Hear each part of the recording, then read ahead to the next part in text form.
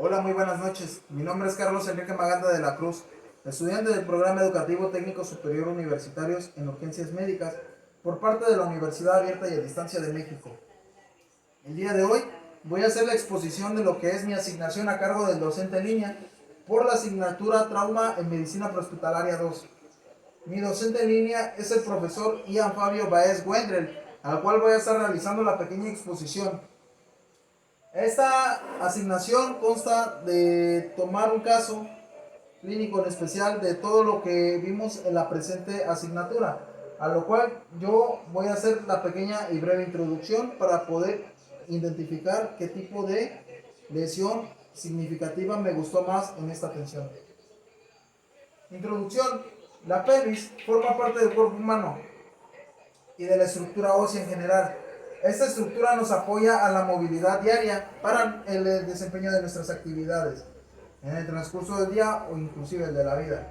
Esta estructura está en constante movimiento y también se encuentra expuesta a lo que son lesiones traumáticas que pueden producir afecciones que llegan a afectar o poner en peligro nuestra vida. Principalmente voy a hablar el día de hoy sobre lo que es el trauma pélvico. Y es algo que comúnmente podemos observar en el transcurso de nuestra vida diaria y podemos llegar a sufrir. El traumatismo de pelvis, por lo general, de acuerdo a la Universidad Abierta y a Distancia de México, se define como aquellas lesiones que se derivan hacia la cadera, ya sea de manera directa, como el contacto de lo que es un accidente vial, cuando el tablero de nuestro vehículo nos llega a golpear por parte de un mecanismo de lesión. La pelvis se puede llegar a fracturar o sufrir algún evento traumático en las caídas sobre sí misma. Y de manera indirecta, como en las caídas, donde se produce el impacto y se transfiere esta energía hacia nuestra pelvis. Esto lo encontramos en la página 5 de lo que es la guía de estudio de la universidad. Comúnmente visto, esto se puede encontrar en los pacientes geriátricos o en los pacientes adultos mayores. Entonces, la etiología del trauma pélvico en general y en específico nos menciona que muchos de los traumas de pelvis pueden ocurrir por consecuencia de lo siguiente: accidentes de choque, accidentes automovilísticos o el contacto con estos a alta energía, colisión de choque con algún peatón, que es lo que comúnmente podemos observar, o la caída desde cierta altura o propia altura. Esto comúnmente visto en las personas adultos mayores, en las personas geriátricas. Entonces, derivado a esto, sabemos que nuestra clasificación del trauma pélvico lo encontramos en tres tipos. El trauma se va a dividir en una luxación de cadera, en una fractura de pelvis estable y en una fractura de pelvis inestable. ¿Cuál es la diferencia de una a de otra? Bueno, la luxación de cadera, existe una desarticulación general del acetábulo, que es la cabeza de fémur, sobre una cavidad, en este caso la cavidad cotiloidea. Al ya no existir esta articulación, se produce esta afección, en este caso esta luxación.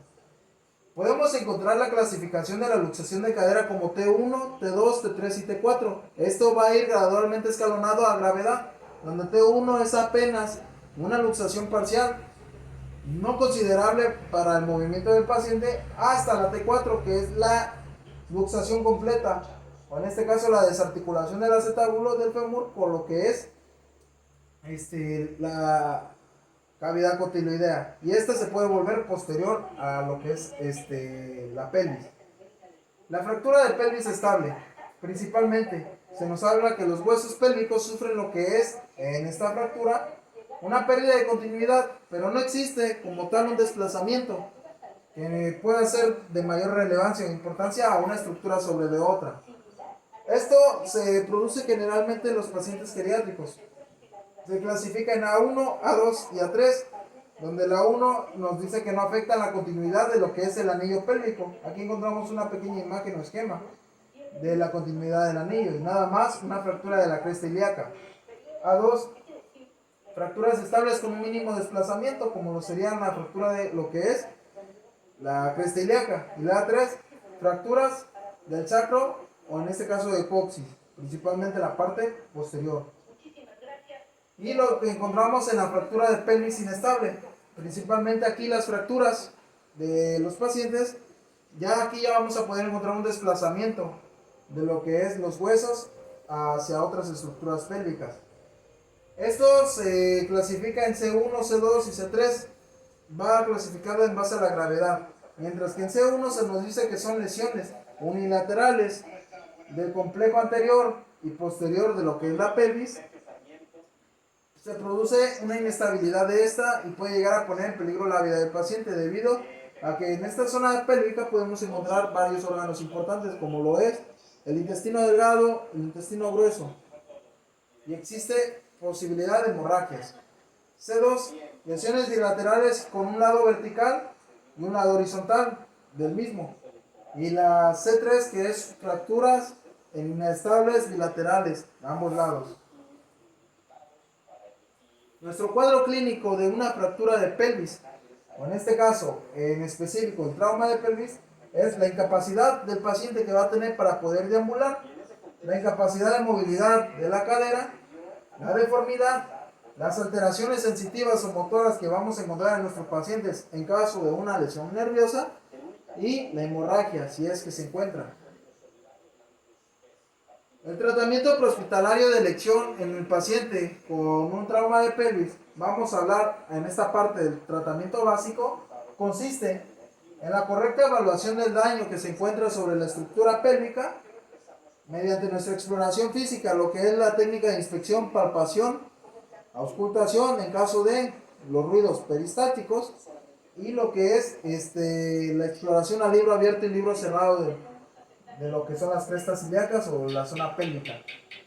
El uso del dispositivo SAM pélvico como fijación a la cadera para poder reducir al mínimo las lesiones del paciente. Si se detectan los signos de shock, se indica un traslado rápido y oportuno a un centro de trauma con asistencia propia de la dirección médica para la administración de fármaco, que se va a ver más adelante a continuación. Y en la asistencia básica vamos a utilizar lo que es la oxigenoterapia para tranquilizar también a nuestro paciente. ¿Con qué? Con puntas nasales a dosis de demanda dependiendo de las necesidades de oxígeno del paciente. Aquí podemos encontrar el esquema de cómo se utiliza correctamente lo que es el dispositivo SAM pélvico. Se ubica la parte del acetábulo y la cresta ilíaca del paciente y se produce, en este caso como manera de faja, una inmovilización de lo que es la zona pélvica y la fijación de esta o las respectivas correas. Un tratamiento prehospitalario ya a nivel avanzado, como lo es el técnico superior universitario, lo que va a realizar, se nos dice que vamos a hablar sobre el uso de soluciones intravenosas y un tratamiento farmacológico. Será la elección también en este caso para el manejo del dolor. Principalmente vamos a hablar de manejo del dolor en dos tipos. El manejo de dolor con lo que es AINES o opiáceos en caso de que se ocupe por un dolor más grave. Principalmente voy a hablar ahorita sobre el caso en cuestión, el AINE. Podemos ocupar ketorolaco de manera intravenosa. 30 miligramos cada 6 horas es la dosis recomendada para adultos. La dosis máxima es 120 miligramos al día. Existe una precaución dada o como tal de lo que es el sinergismo ante otros antiinflamatorios no esteroideos, por lo que puede aumentar el efecto de reacciones adversas, en este caso reacciones no deseadas. Sus contraindicaciones del manejo con ketorolaco principalmente es la hipersensibilidad al uso de los AINES o algún otro antiinflamatorio, o el riesgo de lesión hepática, que es lo que comúnmente sabemos que debemos de tener mucho cuidado al manejar fármacos. Todo lo que tiene que ver con la farmacología, nosotros como TCU no la podemos administrar por administrar. Se debe de requerir la autorización por parte de la dirección médica para poder prevenir, asimismo, entrar en alguna negligencia médica y dañar más al paciente. Lo que es el manejo de la hemorragia lo vamos a hacer con el uso de los antifibrinolíticos. En este caso, con lo que es el uso del ácido tranexámico. La dosis recomendada del ácido tranexámico de manera intravenosa es de 500 miligramos a 1 gramo de lo que es en este caso medicamento de cuestión en las primeras 8 horas. Existen las contraindicaciones. Está contraindicado una enfermedad tromboembólica activa principalmente, ya de que existe un riesgo intrínseco de trombosis o un tromboembolismo. Debemos de tener mucho cuidado al manejar lo que es el ácido tranexámico, principalmente ¿por qué? Porque la dosis máxima que se puede suministrar, y si no se le informa al médico, es de hasta 6 gramos. Y esto es de manera escalonada, no es todo un solo bolo. Recomendaciones para realizar el manejo en el paciente. Reducir el movimiento de la pelvis es nuestra principal meta durante el traslado. Y también reducir el movimiento de la extremidad inferior del paciente. Vamos a realizar un correcto ABCDE del paciente atendiendo las afecciones que pueden llegar en peligro, a poner en peligro la vida de nuestro paciente y atacarlas de primera instancia. Se deberá de informar a la dirección médica del tratamiento farmacológico que se quiere realizar, en este caso para manejo de dolor y manejo de la hemorragia interna que se puede llegar a ocasionar por la misma fractura de los huesos pélvicos, y se debe de pedir una autorización. Se manejará, en este caso, el paciente con las contraindicaciones de hipotensión permisiva. O sea, aquí voy a hacer énfasis al uso indiscriminado de las soluciones cristaloides. ¿Esto por qué? Porque con las soluciones cristaloides, al momento de que nosotros realizamos una reanimación con volumen por parte de un shock hipovolémico, podemos caer en la negatividad o en la discrepancia de meter más soluciones que las que requiere realmente nuestro paciente. Esto puede producir la dilución de lo que es la sangre y provocar una hemorragia exsanguinante de manera interna en este caso. ¿Qué es lo que vamos a hacer aquí?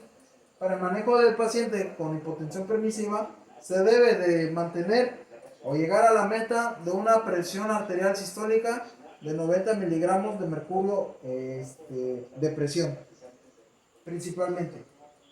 Nuestras soluciones cristaloides de elección van a ser la solución de cloruro de sodio de manera inicial de 500 a 1000 mililitros durante el traslado, lo que se puede administrar mediante un bolo de infusión en caso de shock hipovolémico, 250 mililitros de solución Harman o solución de cloruro de sodio, hasta la llegada a un centro de trauma oportuno y necesario, con la debida resolución.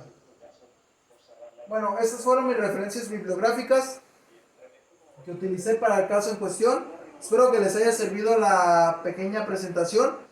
Vuelvo a recordar, forma parte de la asignación a cargo del docente en línea por parte de la asignatura Trauma en Medicina Prehospitalaria 2. Muchas gracias por su atención.